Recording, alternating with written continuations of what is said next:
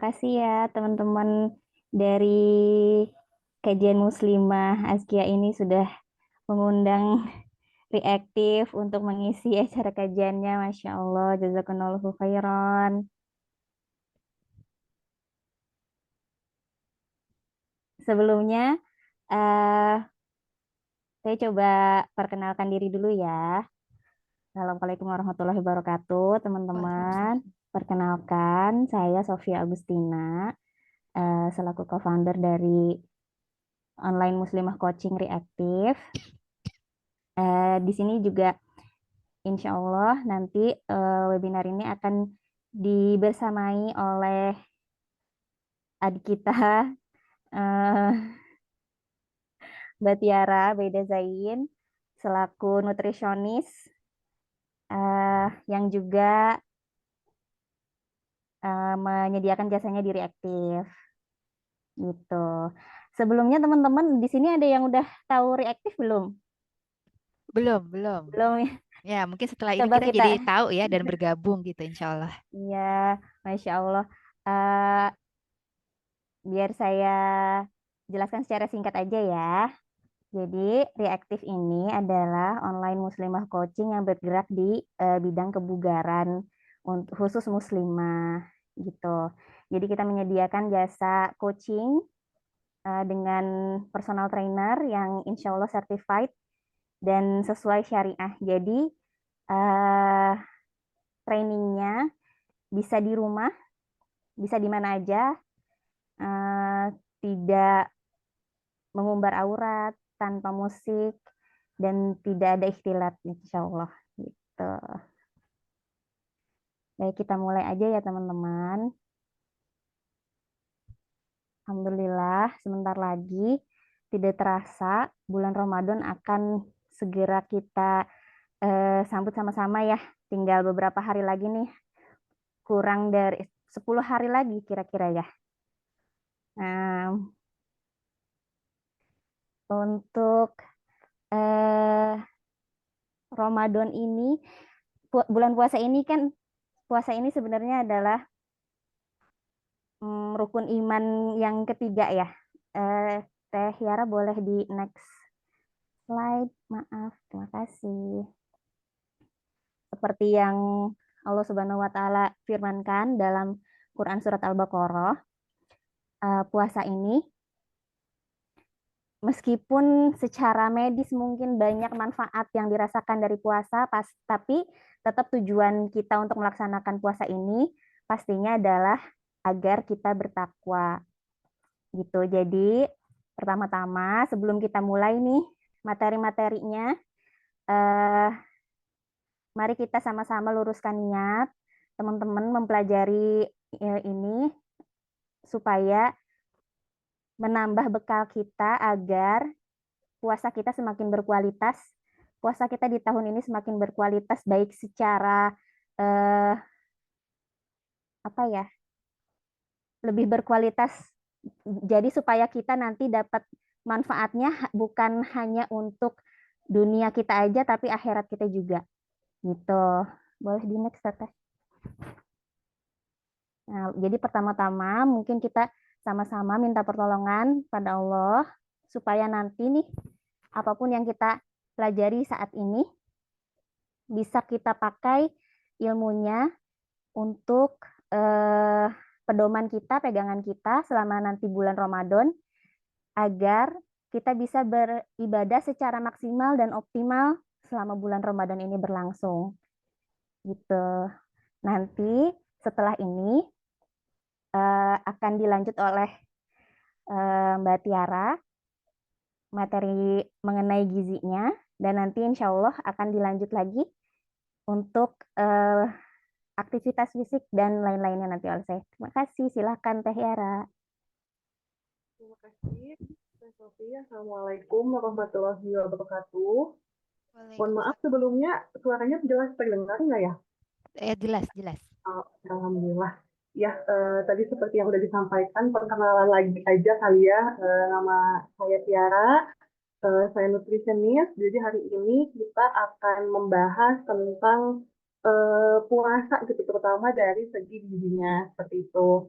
Nanti kalau misalnya teman-teman ada yang mau bertanya tentang ini, nanti bisa langsung kita ada sesi Q&A-nya atau mungkin ada beberapa yang mungkin bisa langsung chat aja di kolom chat ya, seperti itu.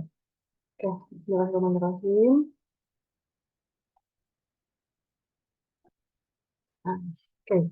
Jadi seperti yang kita tahu bahwa kalau misalnya kita tidak berpuasa seperti itu ya, kita kan biasanya mungkin setelah makan merasa lapar terus makan lagi gitu ya seperti itu. Karena kalau kita kondisikan tubuh kita itu sebenarnya tanda kutip mirip seperti motor atau mobil gitu. Dimana kalau misalnya dia ingin maju gitu ya, ingin bergerak, kita butuh bahan bakar gitu.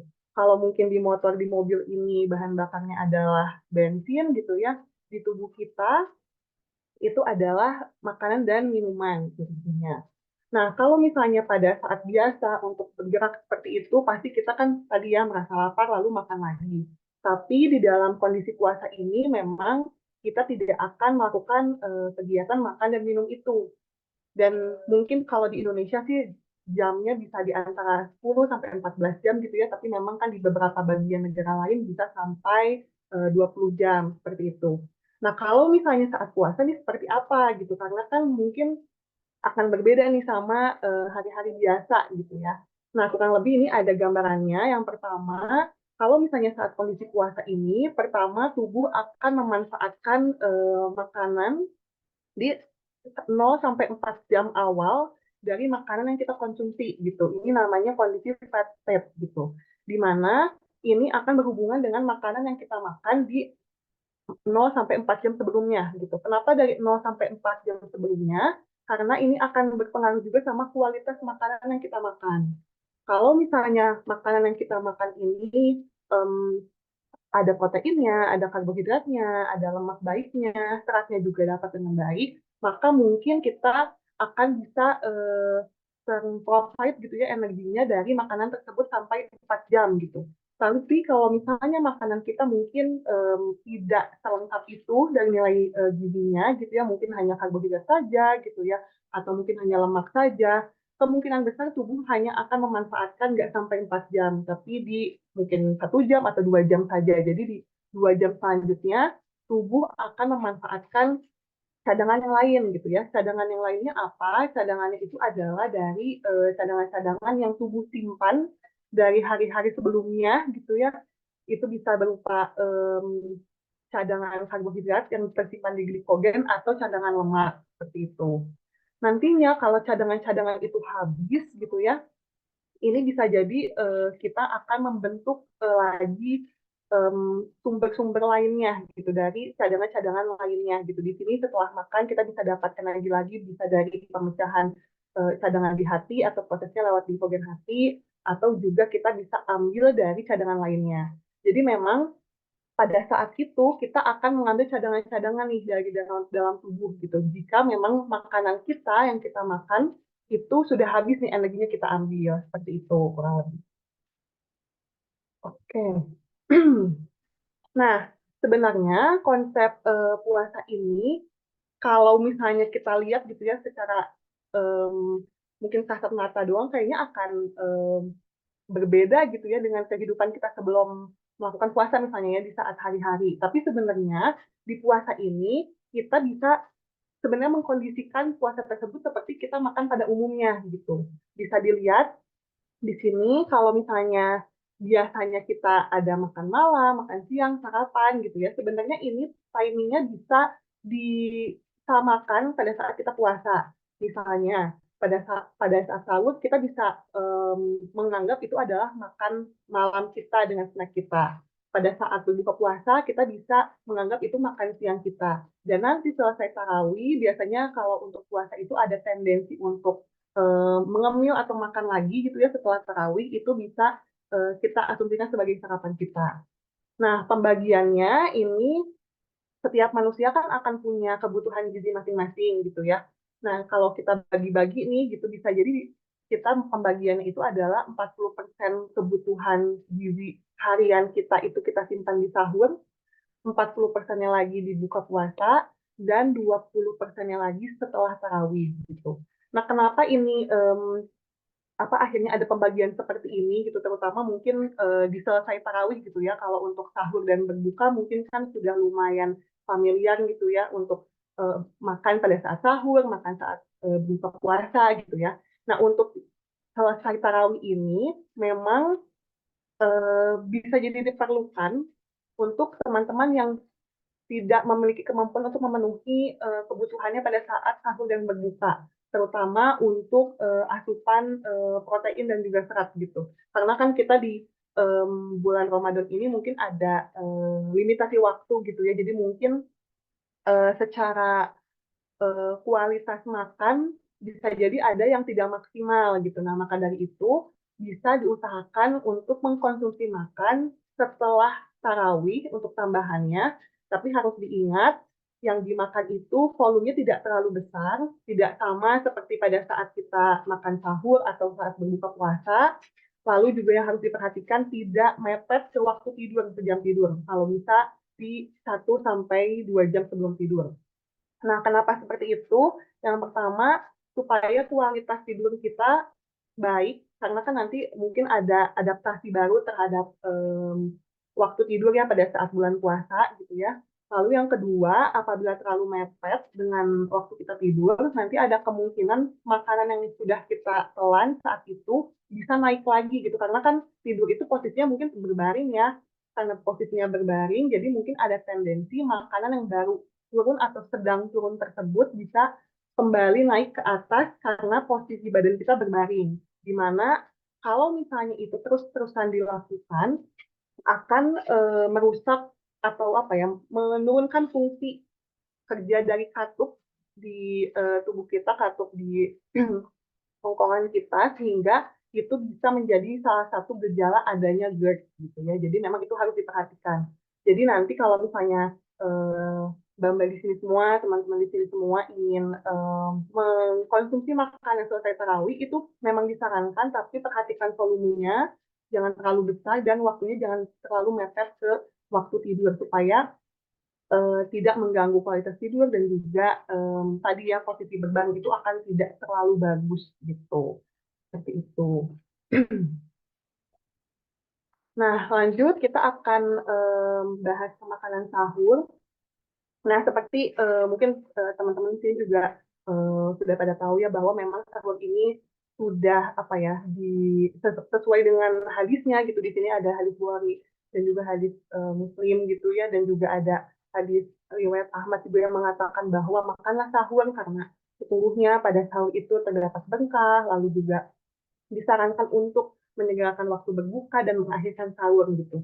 Jadi memang sahur ini adalah kegiatan yang secara medis pun kalau bisa jangan sampai terlewatkan seperti itu. Kenapa jangan sampai terlewatkan? Karena di sahur ini seperti yang sebelumnya tadi um, saya sampaikan, jadi kan kita ada 40% dari kebutuhan gizi kita, kebutuhan harian gizi kita yang akan kita alokasikan di waktu sahur gitu. Jadi kebayangkan kalau misalnya pada saat sahur ini kita tidak mengkonsumsi makanan tersebut gitu. Jadi sisanya hanya 60%, 40%-nya di waktu berbuka dan 20%-nya di makanan setelah tarawih gitu ya. Nah, apakah 60% ini bisa memprovide kebutuhan gizi kita? Nah, itu pasti tidak gitu ya, teman-teman. Jadi itu pasti akan sangat kurang gitu untuk kebutuhan gizi hariannya seperti itu. Maka dari itu sahur ini merupakan kegiatan yang kalau bisa harus dilakukan, terutama buat teman-teman yang memiliki misalnya masalah mah atau masalah GERD dan memang dalam kondisinya bisa melakukan puasa ya, jadi memang tidak ada kondisi medis lainnya gitu ya, dan tidak ada kambuh berulang gitu ya. Nah, ini harus dilakukan seperti itu. Nah, untuk sahur sendiri, untuk sahurnya ini kalau misalnya kita lihat sebenarnya harus seperti apa gitu ya sahurnya. Yang paling dasar yang harus dilakukan pada saat sahur itu adalah sebenarnya makannya adalah seperti isi piring makanku. Di sini ada contohnya, isi piring makanku ini adalah anggapannya ini piring, di mana kalau kita lihat secara perbandingan kasat mata aja, makanan pokok sehari-hari kita ini 1:1 dengan sayuran kita gitu ya. Jadi porsinya sama gitu. Dengan harapannya si sayuran ini akan memprovide serat, karena sayuran ini kan tinggi akan serat, dan nantinya akan membuat tubuh kita kenyang lebih lama. Dan itu tadi yang kita pingin adalah kenyang lebih lamanya ini sampai ke 4 jam gitu maksimalnya gitu dari si makanan ini untuk menahan energi kita gitu selama puasa. Nah, di sini yang disarankan kalau misalnya menurut piring makanku, tapi ini nanti bisa disesuaikan ya dengan kebutuhan masing-masing setiap orangnya, karena kan pasti setiap orang itu punya kebutuhan gizi masing-masing, presentasinya masing-masing, kegiatannya dan lain sebagainya gitu ya, atau kondisi lainnya. Tapi secara general di sini kita bisa sarankan untuk mengkonsumsi karbohidrat secara kasat mata gitu ya di 2/3 dari setengah piring gitu ya, seperti ini. Nah, sumber karbohidratnya disarankan yang karbohidrat kompleks, jadi misalnya seperti nasi merah, nasi coklat gitu ya. Terus juga ada kentang atau mungkin umbi-umbian gitu ya, boleh seperti tawas atau misalnya seperti sukun, singkong itu juga boleh. Di sini ada beberapa contohnya aja sih, misalnya ada kentang, nasi merah dan umbi-umbian lainnya. Nah, di sini tidak disarankan untuk mengkonsumsi karbohidrat yang sederhana. Nah, karbohidrat sederhana itu contohnya adalah misalnya seperti gula pasir, madu, sirup, atau misalnya jus buah yang sudah disaring misalnya itu tidak begitu direkomendasikan karena dia akan membuat rasa puas dan kenyang kita lebih cepat gitu. Jadi kita akan mudah merasa capek, mudah merasa kenyang itu tidak akan lama seperti itu. Jadi tidak disarankan untuk mengkonsumsi si karbohidrat sederhana itu dalam jumlah yang besar gitu. Kalau misalnya teman-teman di sini ingin hanya misalnya apa ya, madu 1 sendok itu kan tidak dalam porsian yang besar ya gitu, jadi itu tidak masalah gitu. Atau misalnya contoh lainnya adalah karbohidrat olahan seperti mie atau yang tepung-tepungan gitu. Nah, karena biasanya itu sudah diproses, maka dia akan lebih cepat diserap oleh tubuh dan akan lebih cepat dilepaskan lagi energinya di dalam tubuh. Akhirnya kenyangnya pun sama, tidak akan lama gitu. Kalau kita memang memanfaatkan sumbernya dari makanan yang memang tinggi proses seperti mie gitu ya, yang paling banyak atau tepung-tepungan lainnya seperti itu. Nah, untuk proteinnya, di sini juga disarankan untuk mengkonsumsi protein dengan lemak rendah menuju sedang. Ini paling banyak biasanya di ikan-ikanan atau di seafood juga sebenarnya masuk ke lemaknya rendah. Lalu dada ayam gitu ya, bagian-bagian ayam tertentu itu yang lemaknya sangat rendah itu ada gitu ya. Atau misalnya ayam tanpa kulit juga itu masuknya ke lemak sedang. Lalu untuk sumber protein lemak ini memang sebenarnya pada saat sahur disarankan untuk mengkonsumsi banyak ikan-ikanan gitu. Karena apa? Karena ikan-ikanan ini terutama ikan lokal yang di Indonesia ini sangat kaya akan omega 3, di mana omega 3 ini tuh akan membantu kita lebih fokus dan lebih berkonsentrasi. Dan itu hal yang dibutuhkan pada saat kita berpuasa gitu ya, terutama yang melakukan kegiatan saat puasa seperti itu. Nah, si omega 3 ini untuk di Indonesia sangat banyak dan beragam. Ini bisa dilihat kalau di Indonesia kan ada ikan tongkol, ada tuna lokal, lele pun iya, ikan kembung juga bagus, tinggi omega 3 jauh lebih tinggi daripada salmon gitu ya. Sangat banyak gitu. Tapi yang harus diperhatikan adalah cara pemasakannya. Apabila cara pemasakannya ini dilakukan dengan penggorengan, jadi direndam dengan minyak gitu, dengan api yang panas, dengan minyak yang banyak, ini akan membuat si omega 3 tersebut atau si lemak baik itu yang kita bisa sebut lemak baik ini akan hilang sampai 95%, bisa sampai 95% hilangnya gitu. Jadi pastikan cara olahnya kalau bisa, kalau misalnya memang ingin memanfaatkan si omega 3 ini untuk tidak digoreng gitu, apalagi digoreng kering gitu ya, tidak sangat disarankan seperti itu.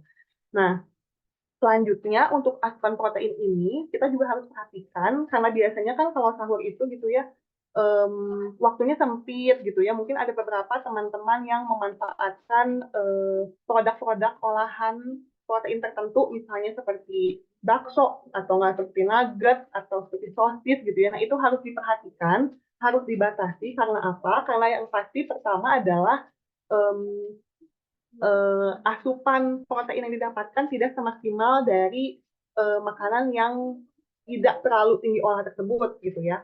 Lalu yang kedua, harus diperhatikan juga kalau makanan protein olahan kemasan ini biasanya yang dijual di pasaran itu mengandung natrium yang tinggi gitu.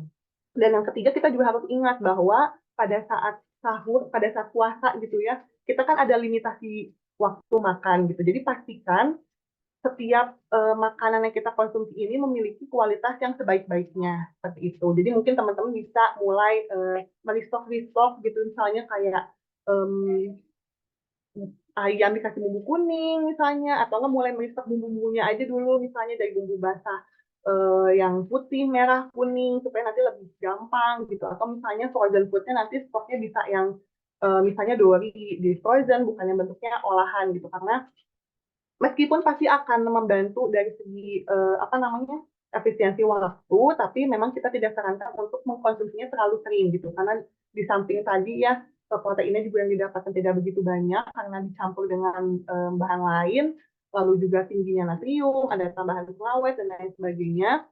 Ini juga bisa membantu tidak membantu kita untuk bisa memenuhi kebutuhan gizi dengan maksimal seperti itu.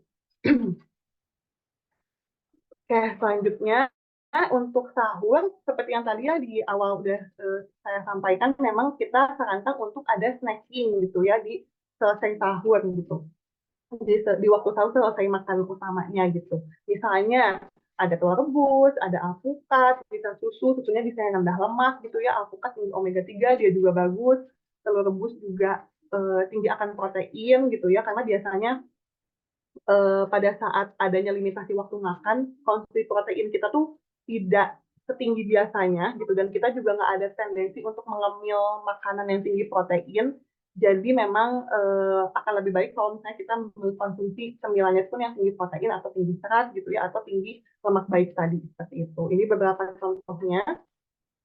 Nah, kalau misalnya untuk cemilan-cemilan lainnya di luar ini, teman-teman semua harus tetap perhatikan tentang asupan gula, garam, dan lemak hariannya. Di sini ada rekomendasinya dari Kemenkes, tapi ini untuk rakyat Indonesia in general ya, bukan yang satu persatu, karena bisa jadi kalau misalnya personal akan berbeda gitu ya. Di sini sarannya adalah per hari maksimal hanya 4 sendok makan gula atau sekitar 50 gram. Untuk garamnya pun hanya 1 sendok teh. Lalu untuk lemaknya itu hanya 5 sendok makan gitu ya. Dimana 5 sendok makan ini paling mungkin secara visual tuh hanya bisa yang digoreng 1 sampai 2 macam, maksimal sisanya tumis-tumis seperti itu gitu ya. Oke, selanjutnya. Nah, yang ini juga yang lumayan menjadi concern biasanya untuk teman-teman yang sedang menjalankan puasa adalah memenuhi kebutuhan cairan. Kenapa? Karena kalau misalnya bedanya tadi dari makanan, kita tuh bisa menyimpan, kita punya cadangan. Kalau cairan itu kita tidak punya cadangan, kita tidak bisa menyimpan cairan, karena kan kita kamar mandi gitu ya, buang air kecil, keringat, segala macam itu pasti bagian dari pengeluaran cairan. Maka dari itu, kita harus menghemat air yang kita konsumsi ini, terutama pada saat puasa gitu. Karena kalau misalnya kita belum juga mulai puasa udah bolak-balik kamar mandi, pastinya kebutuhan cairan di tubuh akan berkurang dan kita nggak bisa refill nih, karena kan kita berpuasa ya, seperti itu.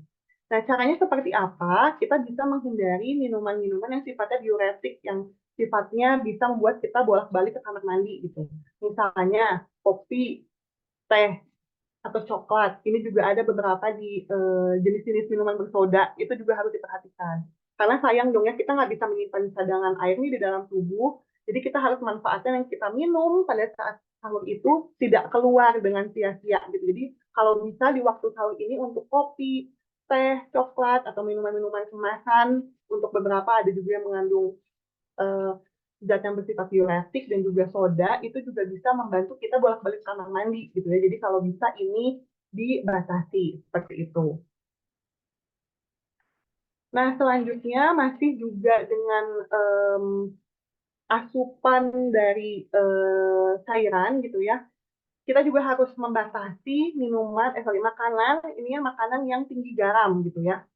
Makanan tinggi garam ini karena biasanya kalau kita makannya terlalu asin gitu ya, biasanya ada tendensi kita cepat haus gitu. Jadi kita harus batasi juga. Nah, cara batasinya gimana? Yang tadi dari makanan-makanan kemasan, karena makanan-makanan pabrikan kemasan itu biasanya garamnya tinggi atau natriumnya tinggi. Jadi kita bisa jangan terlalu sering lah untuk memanfaatkan si produk-produk tersebut gitu. Sesekali aja nggak masalah, tapi jangan terlalu sering seperti itu ya. Lalu selanjutnya adalah makanan berlemak yang tinggi. Ini juga harus kita batasi gitu. Karena apa? Makanan berlemak yang tinggi ini seperti yang tadi di awal saya jelaskan bahwa sumber lemak itu harus kita batasi setiap harinya, tentunya yang tadi ya di 5 sendok makan aja per hari gitu untuk minyaknya. Dan selain itu, asupan yang lemak yang tinggi ini dapat mengiritasi lapisan di tenggorokan atau lapisan mukosa kita di tenggorokan. Sehingga dia akan memicu radang tenggorokan gitu loh. Jadi kalau misalnya kita terlalu tinggi asupan lemaknya gitu, kita juga nggak bisa minum pada saat puasa gitu kan ya. Pada saat puasa kan kita ada limitasi minum gitu, pasti akan kurang baik gitu untuk mukosa di tenggorokan kita seperti itu. Nah, selanjutnya ini juga ada pembatasan makanan pedas dan bersantan. Kalau bersantan ini masih hubungannya dengan makanan tinggi lemak. Kalau untuk yang pedas ini biasanya, terutama buat teman-teman yang memiliki lambung yang cukup sensitif terhadap asam dan pedas, ini akan membuat proses pencernaan tubuh terhadap makanan-makanan yang masuk ke dalam ini akan lebih lama gitu daripada biasanya gitu. Apalagi kalau yang sensitif biasanya akan ada rasa tidak nyaman. Jadi ini memang harus coba dibatasin gitu. Jangan sampai pas makan sahur makannya terlalu pedas gitu ya sampai benar-benar nggak bisa menahan rasa pedasnya. Nah itu juga harus diperhatikan seperti itu. Nah selanjutnya untuk berbuka puasa ini juga salah satu yang sering dibahas gitu ya kalau misalnya berbuka puasa itu harus seperti apa gitu bagusnya. Kalau tadi kan kita lebih ke sahur gimana kita memanfaatkan makanan-makanan yang kita konsumsi supaya tidak keluar sia-sia, lebih kualitasnya lebih bagus gitu ya. Nah, kalau buka puasa ini seperti apa gitu ya. Nah, di sini seperti yang seperti yang ada pada hadis riwayat Abu Dawud dan Ahmad, di mana Rasulullah SAW ini biasanya berbuka dengan kurma gitu ya. Di sini itu memang ada anjuran makan kurma, di mana ini secara medis pun memang approve gitu ya, memang sangat sangat direkomendasikan gitu ya. Kenapa sangat direkomendasikan gitu ya? Yang pertama adalah kurma itu yang disarankan itu adalah volumenya kecil. Jadi kalau misalnya melihat hadisnya pun kan disarankannya hanya bilangan ganjil gitu ya, 3 butir kurma atau 6 gitu ya dan lain sebagainya. Nah, kurma ini adalah salah satu makanan yang gulanya memang cukup tinggi dari segi buah-buahan, tapi karena volumenya tidak setinggi itu, akhirnya bisa menggantikan sesaat si energi yang kita hilang tadi. Jadi kan dalam misalnya 12 jam kita berpuasa, tidak makan, tidak minum, pasti kan ada rasa lemas gitu. Sama halnya seperti kita pingsan, kadang-kadang ada orang ngasihin teh manis gitu, terus kita tiba-tiba langsung segar gitu. Nah, karena kan ada gula yang dia konsumsi gitu. Bedanya kalau saat puasa itu, karena memang kondisi kitanya kan memang prima ya, bukan dalam kondisi pingsan seperti tadi ya, kita memang tidak disarankan untuk memakan makanan dengan volume yang besar. Karena apa? Karena dalam 12 jam, perut kita kosong gitu. Kalau misalnya tiba-tiba dikasih makan dengan volume yang besar, maka tubuh akan kaget gitu. Akan kaget, mungkin akan ada beberapa ketidaknyamanan dari mulai kembung, tidak enak perut, atau misalnya ada beberapa juga yang akhirnya merasa mual gitu ya untuk orang tertentu juga ada bisa seperti itu. Jadi memang disarankan volumenya itu kecil gitu dan kurma ini adalah salah satu makanan dengan volume yang kecil gitu ya. Nah, nantinya setelah kita makan berbuka puasa gitu dengan makanan dengan volume yang kecil tadi gitu ya, baru kita istirahatkan dulu nih sebentar. Mungkin kita bisa sholat dulu, sholat maghrib dulu gitu ya. Baru kita mulai makan makanan yang besar, yang porsinya lebih komplit gitu ya. Makan utama yang seperti tadi piring makanku ada karbohidratnya, ada proteinnya, ada lemaknya, ada seratnya gitu. Baru bisa kita konsumsi makan makanan yang besar tersebut gitu. Jadi kayak kurang lebih kayak harus dipancing ya dengan volume yang kecil dulu nih, baru ke yang volume besar seperti itu. Jangan sampai kita pas berbuka volumenya terlalu besar, pasti itu akan tidak nyaman gitu. Lalu selanjutnya biasanya ini juga ada kecenderungan secara psikologis ya, mungkin karena tidak ada makanan selama 12 jam, kita hanya lapar mata saja misalnya kan, jadi akhirnya dimakan segala macam, padahal sebenarnya yang kita butuhkan secara kualitas nggak butuh sebanyak itu. Jadi mungkin teman-teman mungkin ada yang oh yaudah deh makan gorengan aja gitu, makan yang manis juga, makan yang apa juga, padahal sebenarnya kita secara tubuh tidak seingin itu, tapi karena lapar mata aja, karena secara psikologis banyak di depan kita, jadi akhirnya kita nggak bisa mengkontrol si portion itu gitu ya. Jadi buat teman-teman nih, terutama kalau misalnya memang saat berbuka ini bersama orang lain gitu ya, dalam acara dan lain sebagainya, harus diingat bahwa volume yang kecil itu adalah rekomendasi yang paling paling bagus saat berbuka puasa. Nah, caranya gimana? Mungkin kalau misalnya ada hidangan yang tinggi gula, misalnya kayak sirup-sirup atau es buah, es campur dan lain sebagainya, boleh masukin dulu ke gelas yang ukurannya kecil gitu, misalnya maksimal 10 mililiter gitu ya, atau setengahnya kan kadang-kadang kalau di tempat berbuka ada gelas-gelas kecil gitu ya. Nah, kita boleh misalnya tetap konsumsi yang ada gula tingginya, tapi memang portionnya kita kontrol, jangan sampai kita ambil dulu yang banyak gitu, jangan sampai kayak gitu. Jadi kita ambil dulu porsinya kecil ke gelas-gelas kecil gitu ya, disimpan dulu di meja gitu, terus nanti kita mungkin ada buah-buahan, kita boleh barengin sama buah-buahan, duduk dulu di meja, kondisikan tubuhnya untuk siap menerima makanan, berdoa dulu gitu ya, karena kan itu juga salah satu apa ya, kegiatan yang membuat kita siap dan kita juga lebih sadar apa yang kita makan gitu. Kalau misalnya posisinya kita sambil berdiri misalnya, terus sambil nggak konsen kayak aduh ini makanannya apa segala macam, pasti akan ada tendensi untuk makan apa aja gitu yang memang mungkin akan membuat kita jadinya kualitas makanannya kurang baik gitu di saat berbuka itu gitu ya. Jadi perhatiin aja bahwa kita sebelum berbuka pun harus dalam kondisi siap, harus dalam kondisi sadar bahwa kita akan memakan makanan tersebut gitu. Jadi kita aware nih apa yang ada di kursi itu, ada yang di meja tuh apa aja, kita akhirnya lebih tahu seperti itu. Jadi jangan terburu-buru, tetap tenang seperti itu gitu ya. Oke, selanjutnya ini tadi untuk makanan berbuka puasa memang tetap disarankannya piring makanku sama seperti pada saat sahur tadi, tapi bedanya ini dilakukan kalau bisa tidak di awal pas buka puasa tadi, tapi setelah kita mengistirahatkan tubuh kita dulu, misalnya dengan sholat dan segala macam, baru mulai makan seperti itu ya.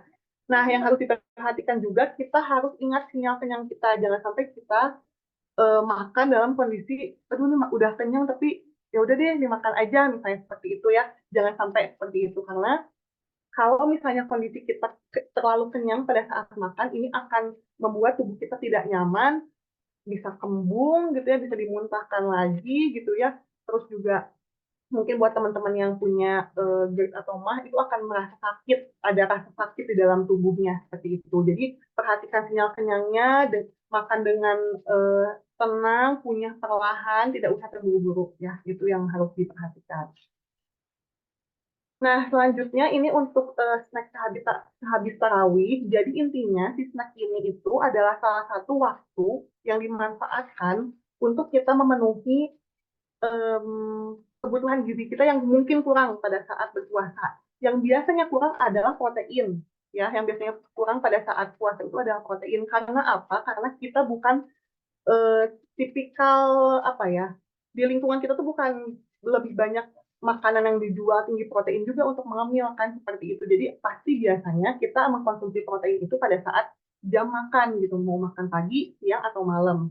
Tapi karena kita cuma makan besarnya 2 kali gitu ya, makan dengan protein, karbohidrat, lemak, seratnya cuma 2 kali, kemungkinan besar akan ada protein yang tidak tercukupi gitu. Makanya di waktu selesai tarawih ini, manfaatkan dengan sebaik-baik mungkin dengan makanan yang memang dibutuhkan sama tubuh, dari mulai protein ataupun serat dan vitamin. Ini bisa dikonsumsi di sini. Contohnya banyak, ini bisa di buah yogurt, buah dan yogurt gitu ya, atau di bubur kacang hijau dengan perhatikan gula tambahannya, omelet juga bisa, atau mungkin teman-teman juga bisa apa namanya, nyetok telur ya, telur rebus, atau misalnya kalau nggak punya masalah hipertensi dan bisa mempertahankan asupan garamnya, telur asin juga jadi salah satu pilihan juga boleh gitu kan ya, itu bisa di stok gitu di rumah gitu, dan pilihan-pilihan lainnya seperti itu.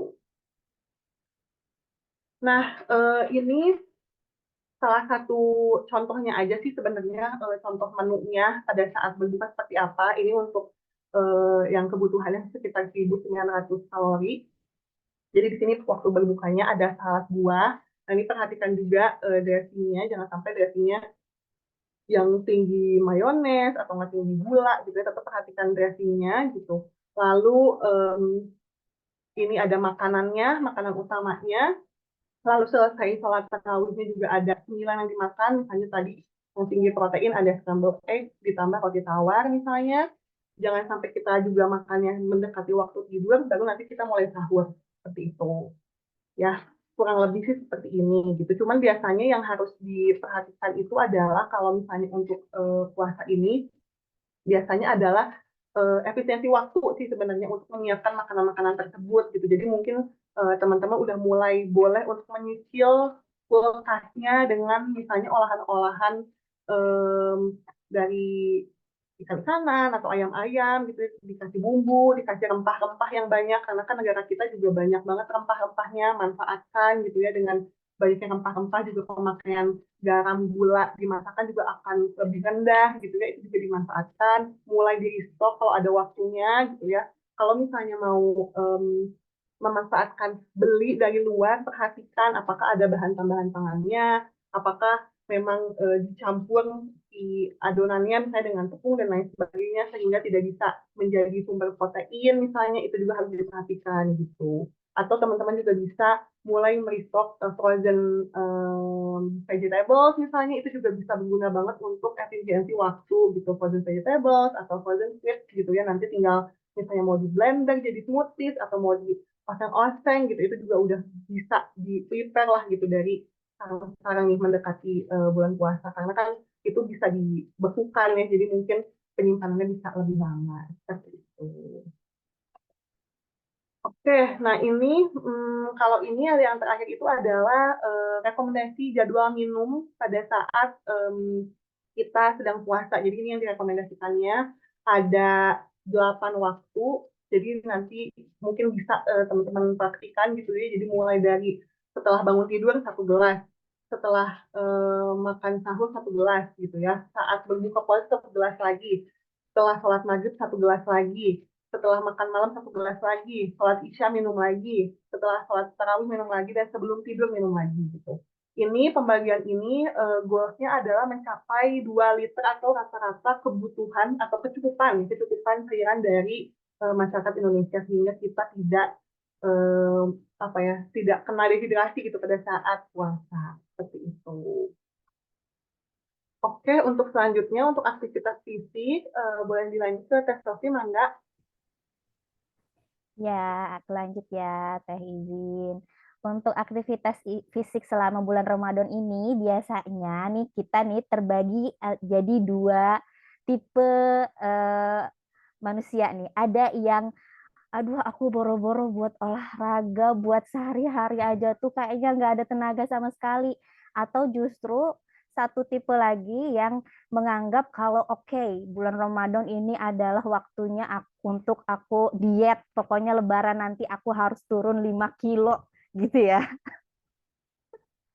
Untuk teman-teman yang memang sudah rutin olahraga, pada saat Ramadan ini eh, mungkin aktivitas fisiknya, jadwal olahraganya boleh disesuaikan untuk ke level maintenance. Jadi kalau misalkan memang sudah ada yang rutin olahraga sepekan mungkin bisa 3 kali gitu ya.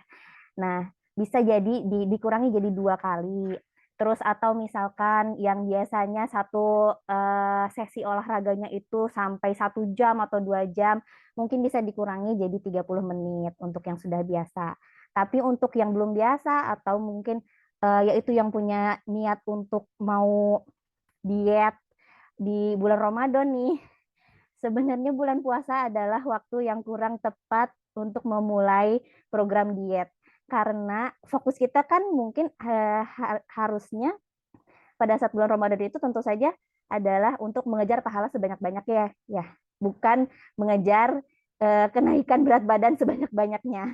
Jadi mungkin untuk yang mungkin baru mau memulai kebiasaan olahraga bisa dimulai dengan intensitas yang rendah dulu, 30 menit dan cukup jalan kaki misalkan gitu ya. Jadi olahraga di bulan Ramadan ini utamanya kita lakukan untuk menunjang kegiatan berolahraga kita. Kan sebenarnya kalau bulan Ramadan ini kebanyakan waktu ibadah kita dilakukan di malam hari ya, terutama saat kita sholat taraweh, pasti kita butuh kekuatan kaki untuk menopang tubuh kita selama taraweh itu, apalagi kalau misalkan tarawehnya yang imamnya bacaannya 1 juz per hari gitu ya. Jadi olahraga jalan kaki itu baik banget untuk bantu menguatkan kaki kita juga, untuk modal kita nanti melakukan sholat taraweh atau nanti qiyamul lail gitu. Boleh next, Teteh. Nah, kalau teman-teman yang mungkin memang aktivitasnya kebanyakan di kantor, olahraga apa sih, gerakan-gerakan apa sih yang cocok untuk teman-teman lakukan supaya tidak biar badan seger nih, nggak terlalu pegel-pegel gitu kan selama di kantor. Ini salah satu contohnya, bisa melakukan peregangan setiap gerakannya 8-10 detik, diulangi 2-3 kali nih, yang sebelah kanan ini ya, sebelah kiri ini. Atau juga bisa melakukan gerakan seperti yang sebelah kanan juga, jumping jack dan sit kicking. Di sela-sela teman-teman misalkan 1 jam pegel kerja, bisa diselingi dengan ini supaya tidak kaku badannya ya. Gitu, cukup insya Allah. Boleh next ya.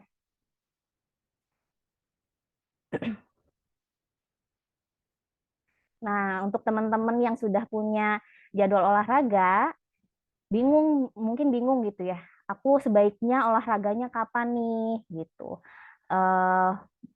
Ada beberapa pilihan waktu untuk menyempatkan olahraga, di antaranya itu setelah sahur. Ini juga waktu setelah sahur ini kan sangat bagus terutama untuk menghindari supaya kita nggak ngantuk lagi ya. Biasanya tuh abis makan sahur itu ngantuk gitu. Nah, untuk menghindari, biasanya karena kalau kita turutin itu bisa mengakibatkan gula darah kita naik.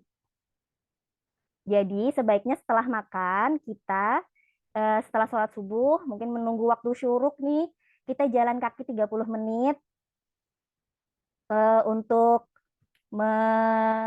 melancarkan pencernaan kita juga. Jadi sebenarnya manfaat jalan kaki setelah makan itu ada melancarkan pencernaan, menurunkan resiko diabetes. Karena itu ya, kalau misalkan kita setelah makan terus langsung ngantuk dan tidur, itu biasanya gula darah kita akan naik. Jadi menurunkan resiko diabetes, melindungi sistem pencernaan, meningkatkan laju metabolisme, dan tentunya membakar kalori gitu. Nah, mungkin teman-teman yang bisa sebelum berangkat kerja jalan kaki dulu, baru siap-siap terus kemudian pergi ke kantor. Selain itu juga bisa waktunya di sebelum berbuka. Apa sih keuntungannya kalau misalkan olahraga sebelum berbuka? Poin plusnya kalau olahraga sebelum berbuka itu kita kan menggunakan sisa energi yang ada di badan kita ya. Jadi ada yang disebut dengan apa namanya? Jadi kita menggunakan lemak kita untuk sebagai energi, dan setelah itu juga kekurangan cairan yang disebabkan akibat olahraga bisa segera digantikan dengan pada saat kita berbuka gitu. Atau bisa juga teman-teman sebelum sholat taraweh nih 30 menit setelah makan buka jalan kaki lagi supaya itu tadi melancarkan pencernaan gitu ya. Nah, jadi buat teman-teman yang udah punya eh, jadwal olahraga juga ini, kita ingetin lagi Ramadan bukanlah waktu untuk fokus pada weight loss atau penampilan fisik. Sebagian orang bisa jadi mampu menjaga jadwal olahraganya, tapi kita juga harus eh, mendengarkan tubuh kita. Jadi kalau misalkan, aduh, tapi aku lemes, terutama teman-teman yang tadi nutrisinya eh, belum tercukupi nih, yang mungkin karena saking pengennya langsing nih ntar lebaran, sahurnya aku mau sahurnya buah doang, gitu. Jadi nutrisi pada saat sahur tidak tercukupi, seharian ini lemes karena kurang tenaga, terus sorenya diforsir lagi untuk berolahraga demi kurus, akhirnya bukannya kurus malah sakit. Nauzubillahimin ya teman-teman ya. Jadi kita juga harus mendengarkan badan kita, jangan paksakan, apalagi kalau misalkan kondisi tubuh kita kurang fit, lemes gitu ya. Jadi sebaiknya kita fokus ke ibadah kita aja dulu gitu. Boleh di next deh. Nah, ini juga nih yang salah satu yang penting juga nih. Karena pada saat Ramadan itu pasti waktu istirahat kita berkurang ya, teman-teman ya. Jadi apalagi kalau misalkan kita ngerasa, aduh aku tadi tuh kayaknya makan kurang banyak deh. Aku pengen makan lagi deh gitu habis taraweh. Terus makannya makan berat tadi yang seperti Teh Yara bilang. Terus malah jadi seger badannya, nggak mau tidur gitu ya. Jadi sebaiknya ya ikuti saran yang tadi Teh Yara bilang, terus tidur lebih awal supaya nanti badannya bisa recovery jadi selama tidur itu tubuh kita itu kan ngecas ya teman-teman ya. Jadi pastikan tidur kita cukup. Berapa sih tidur yang cukup itu? Setiap orang ternyata punya waktu tidur yang berbeda-beda. Seperti kita kebutuhan kalori kita aja. Jadi setiap orang tuh nggak harus 8 jam gitu, nggak harus. Ada yang kebutuhan tidurnya 6 jam, ada yang kebutuhan tidurnya 7 jam. Tapi bisa juga kita tambahkan waktu tidur kita kalau misalkan ada waktu untuk power nap itu ya 20 sampai 60 menit di waktu siang gitu. Dan pastikan juga kita tidak mengonsumsi makanan atau minuman yang mengandung kafein supaya kualitas tidur kita bisa tetap berkualitas gitu. Ya udah, kalau gitu terima kasih. Silahkan yang ada pertanyaan. Insya Allah bagi dua penanya yang paling menarik nih pertanyaannya akan kita kasih hadiah berupa satu tunik training kita, dan satu lagi ada insya Allah nanti bisa konsultasi nutrisionis selama bulan Ramadan dengan Mbak Tiara gitu. Mungkin mau dibacain ini pertanyaannya. Oke, jadi ini udah ada 2 pertanyaan nih Mbak Tiara sama Teh Sofia ya namanya. Yang pertama, sebentar. Oke, yang pertama ini. Untuk kurma itu kan harus ganjil ya sunnahnya. Apakah ada kerugian kalau kita makannya dalam jumlah genap? Karena mungkin ada yang suka kurma tapi merasa 3 terlalu banyak, tapi kalau 1 kurang. Sehingga dia ambil tengah-tengah, 1 tambah 3, 4 bagi 2 gitu kan, jadi 2 gitu. Itu gimana? Apakah ada efeknya untuk kita ke badan secara fisik atau gimana? Ini pertanyaan dari Mbak K. Nanti ini ya Mbak K, kalau misalnya ternyata terpilih jadi pertanyaan yang terbaik nih, tolong hubungi kami, Mbak K ini K apa gitu. Biar kami bisa menyampaikan amanah dari teman-teman reaktif gitu. Teh Aya atau Teh Ara mau dijawab sekarang atau gimana? Monggo silakan. Sekarang aja ya. Seperti nanti malah lupa. Iya, jadi sebenarnya kan aturan 3 itu sebenarnya lebih ke contoh ya, yang saya contoh gitu. Cuma intinya memang volumenya tadi gitu. Kalau misalnya rasanya 2 kan sebenarnya volumenya nggak begitu besar gitu ya. Kecuali memang kita makan kurmanya langsung misalnya kayak 10 gitu atau enggak 12 gitu. Itu kan volumenya juga besar dan kurma juga termasuk buah yang gulanya juga tinggi gitu ya. Jadi kalau bisa tetap perhatikan si volumenya tadi, jangan terlalu besar. Kalau sekiranya masih di angka 2, 3 itu sebenarnya nggak masalah gitu. Makanya sebenarnya yang disarankan itu adalah setelah makan kurma itu kan minum air gitu ya. Jadi karena kadang-kadang rasa lapar atau rasa kosong tubuh itu bisa ditenangkan juga dengan cairan seperti itu gitu. Jadi kan minum air dulu, lalu mulai makan kecil gitu untuk pemanasannya, baru nanti istirahat sebentar baru mulai makan. Seperti itu. Terima kasih Mbak. Tambahkan sedikit ya terkait yang sunnah makan kurma ganjil itu, mungkin kakaknya bisa diniatkan aja makannya kalau aku mau mengikuti sunnah Rasulullah Shallallahu Alaihi Wasallam nih, terlepas dari apapun manfaat yang tubuhku dapatkan dengan aku makan kurma ini, tapi karena aku ingin meneladani Rasulullah, jadi aku mau makannya ganjil gitu. Meskipun ternyata satu aja deh, pokoknya aku mau makan kurmanya ganjil supaya aku dapat pahala sunnah gitu. Tapi kalau misalkan ternyata 3 kurang, aku mau 5, aku mau 4, tapi yaudah aku tambah lagi deh 1 supaya aku dapat pahala sunnah. Jadi diniatkan memang untuk supaya kita dapat pahala sunnah meneladani Rasulullah SAW ya, gitu. Adapun manfaatnya untuk tubuh kita itu mungkin nanti bisa diganjar sesuai dengan niat kita tadi di awal gitu. Terima kasih. Oke, terima kasih. Nah, ini udah ada yang tunjuk tangan nih Mbak Filzah Amalia. Monggo Mbak, silakan di unmute. Kayaknya bisa unmute sendiri deh. Silakan. Baik, Assalamualaikum warahmatullahi wabarakatuh. Terima kasih untuk kesempatan bertanyanya. Gini Kak, kalau untuk latihan atau exercise waktu bulan Ramadan itu apakah dianjurkan kalau untuk malam hari? Biasanya kan kalau untuk kebugaran kita misalnya ingin eh, apa? Ingin chamomile gitu. Terus olahraga sebelum tidur gitu. Untuk mendapatkan tidur nyenyak atau mungkin waktu tengah malam chamomile itu kita sempatkan olahraga atau menjelang syuruk itu kira-kira batasan exercise-nya sampai seberapa ya? Soalnya kan kalau misalnya kita terlalu over kayaknya nggak bagus juga kan waktu bulan Ramadan. Habis itu yang kedua untuk ibu menyusui. Ibu menyusui yang bayinya lebih dari 1 tahun. Itu kan sebenarnya eh, energinya sudah banyak yang dibutuhkan oleh bayi dari MPASI ya.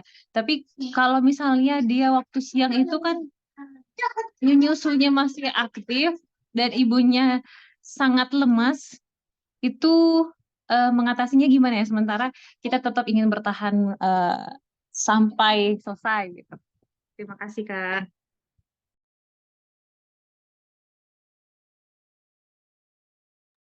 Oke, untuk Oke, soal silakan. olahraga, Teh mau dijawab sama Teh Yara dulu. Teh Sofi dulu aja yang olahraga Oke, dulu. baik. Untuk tadi pertanyaan yang terkait olahraga ya, memang sebaiknya untuk olahraga malam itu kita batasi waktunya 2 jam sebelum tidur. Karena apa? Karena olahraga itu kan menaikkan hormon kortisol kita ya, dan kita butuh hormon melatonin untuk kita bisa tidur.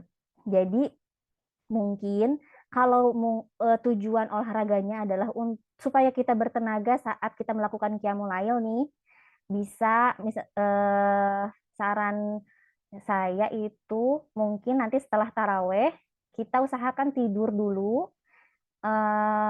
Kalau misalkan kira-kira jam 9 lah ya kita tidur misalkan gitu ya. Nanti kita set alarm 4 jam. Setelah itu baru kita bangun. Nah, kita bisa nih kayak stretching dulu. Setelah bangun tidur tuh stretching untuk membangunkan seluruh tubuh kita. Jadi kan kadang kita kalau habis tidur itu suka belum ngumpul gitu ya nyawanya. Jadi kita stretching dulu, bergerak sedikit supaya menaikkan alert tubuh kita biar kita bisa seger gitu ketika melakukan qiyamul gitu. Nah, mungkin kalau yang terkait tadi nutrisi ibu menyusui boleh dijawab sama Teh Yara, silahkan. Ya, makasih. Ini juga sekalian ada yang nanya di kolom chat. Jadi untuk ibu menyusui dua-duanya gitu ya, memang kalau misalnya untuk kita harus ingat kalau puasa itu ada limitasi waktu makan. Sementara ibu menyusui itu kita butuh energi yang lebih gitu ya. Ini terlepas nanti di tengah-tengahnya lemas, berarti kan sebenarnya PR-nya adalah kita kurang bisa memenuhi kebutuhan gizi kita pada saat sahur gitu kan, atau di hari sebelumnya. Jadi harus diperhatiin nih gitu. Kalau kita harus nabungin zat gizinya di sahur dengan maksimal, pas buka puasa dengan maksimal, tambahin juga di makanan setelah tarawih gitu ya. Nah, karena si limitasi waktunya sedikit, gitu, maksudnya ada limitasi waktu gitu ya, perhatikan juga bahwa biasanya ada orang-orang yang eh, tipe makannya itu, tipe volume makan orang kan beda-beda ya. Ada yang makannya kecil tapi sering, ada yang makannya besar seperti itu ya. Nah, harus diperhatiin si volumenya tadi. Mungkin untuk ibu menyusui akan lebih pas kalau misalnya dia mengkonsumsi smoothies misalnya yang isinya ada sisitnya, ada buah-buahannya gitu ya, atau misalnya mau ditambahin sayuran sedikit atau tambahin sumber lemak seperti alpukat segala macam gitu boleh. Langsung teguh yang masuknya juga akan lebih kompleks gitu ya, ada apa namanya, susu ada proteinnya, ada buah-buahan yang vitamin mineral daripada buah-buahan yang dikunyah yang dipotong-potong. Mungkin akan lebih eh, bermanfaat gitu karena yang mereka butuhkan itu lebih banyak gitu daripada orang-orang pada umumnya gitu, dan mereka butuh energi untuk menyusui itu. Jadi setiap makannya kalau bisa di konsumsinya itu yang padat tapi tinggi zat gizi gitu. Misalnya kayak orang biasanya makan nasi, misalnya let's say ya, makan nasi sama ayam misalnya kayak gitu. Mungkin bisa di switch jadi arm nasi gitu yang memang ada isiannya gitu ya, atau misalnya cemilannya tadi misalnya buah-buahan di switch jadi smoothies, atau misalnya diganti jadi smoothie bowl yang ada tambahan biji-bijiannya gitu ya. Jadi dibuat lebih si volume makan itu meskipun hanya segitu-gitunya gitu ya.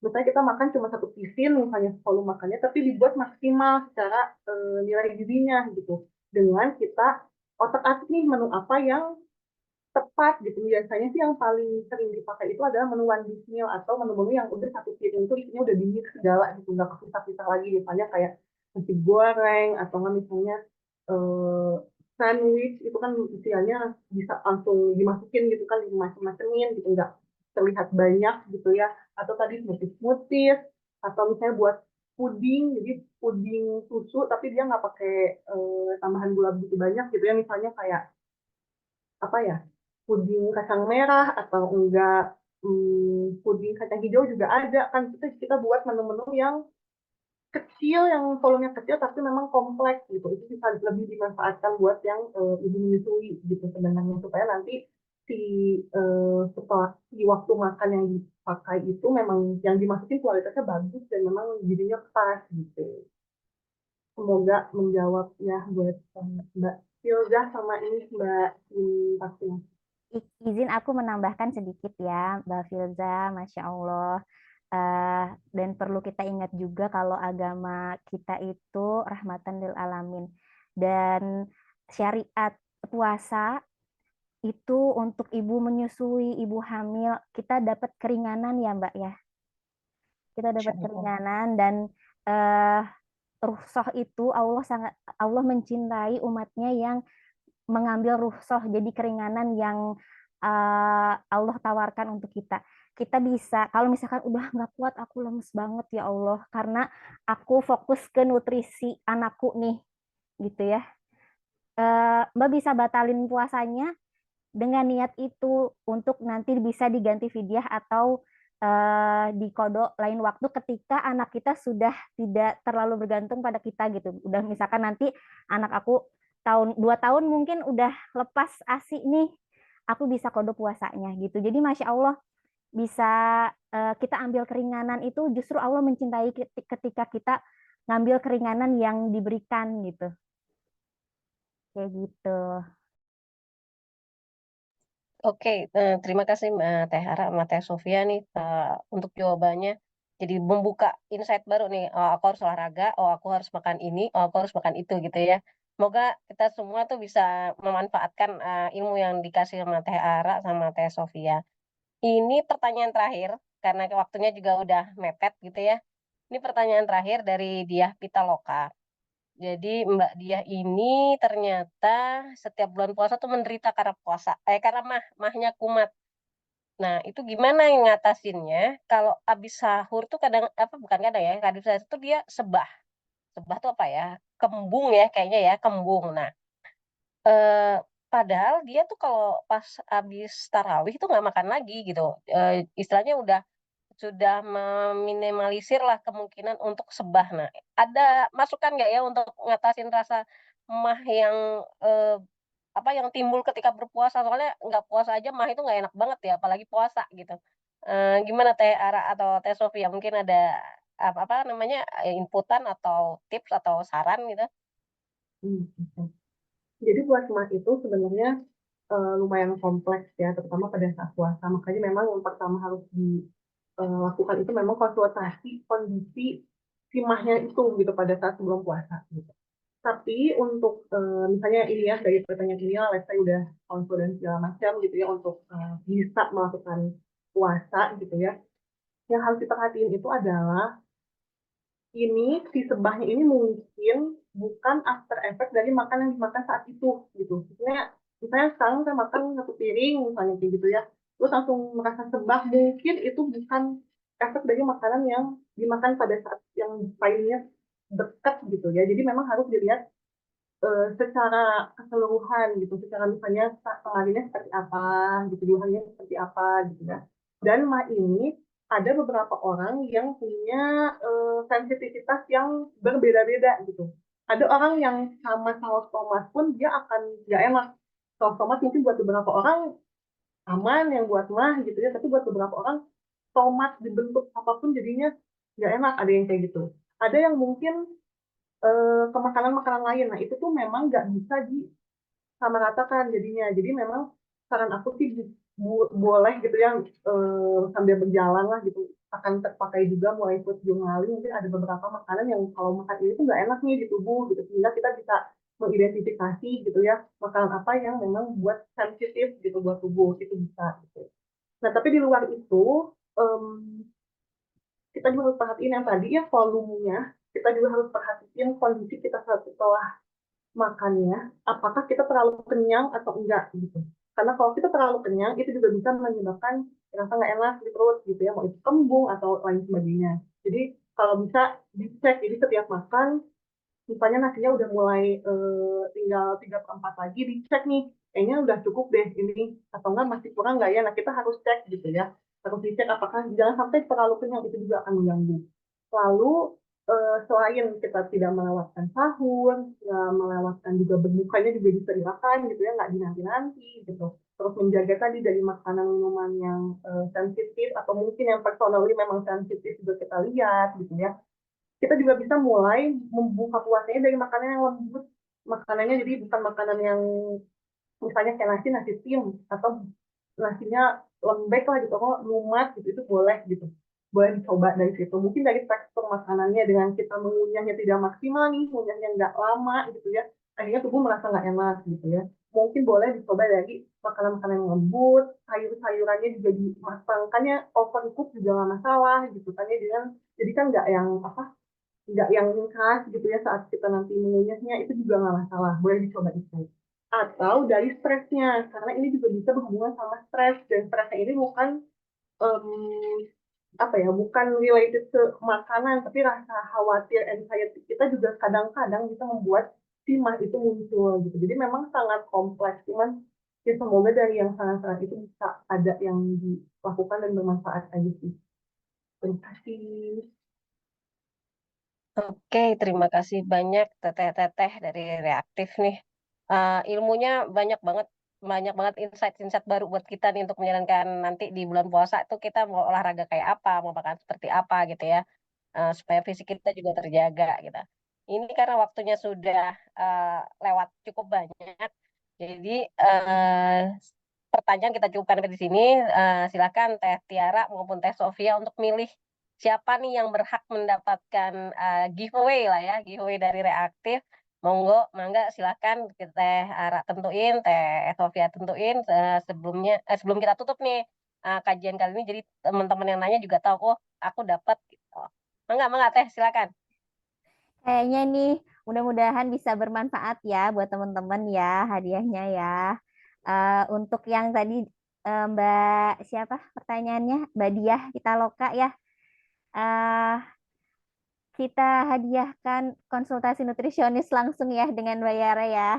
Supaya nanti bisa langsung ngobrol-ngobrol nih tentang keluhan mahnya. Mudah-mudahan puasa tahun ini bisa lancar dan Amin. optimal ya beribadahnya, tidak terganggu dengan mahnya lagi. Nah, untuk yang kedua tadi eh, untuk Mbak Filza,